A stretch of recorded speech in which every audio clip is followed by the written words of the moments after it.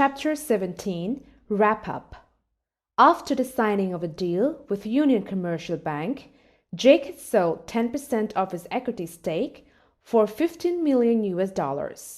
He also gave each of his employees who had spent more than 5 years in the company stock options of 10,000 shares, which was a cumulative of 2% of his total equity. He pondered that if 10% of his equity fetched $15 million, the total worth of his company was $150 million.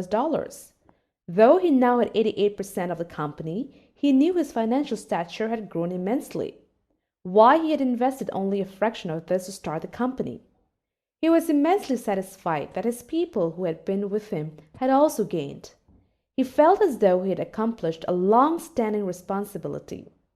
Curious, he thought, that his wife June also shared the feeling and expressed that this felt the same as attending the graduation ceremony of the twin daughters.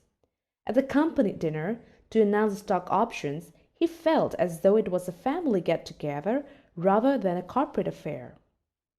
The next day, Michelle walked into his office, holding a sheet of paper. "Jake, may I?" She paused before coming in. Come, Michelle." He no longer felt intimidated by her. As a matter of fact, he now looked forward to meet her. She walked in and sat down. Slowly she began explaining.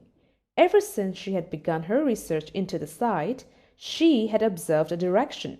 She had noted down the key imperatives, as it were, and placed them before Jake. Analysis. Data-driven. Comprehensive, all-encompassing approach to business. Transparency. Gradual unlocking of value. This is what the sheet read. Jake looked at it and nodded slowly in agreement.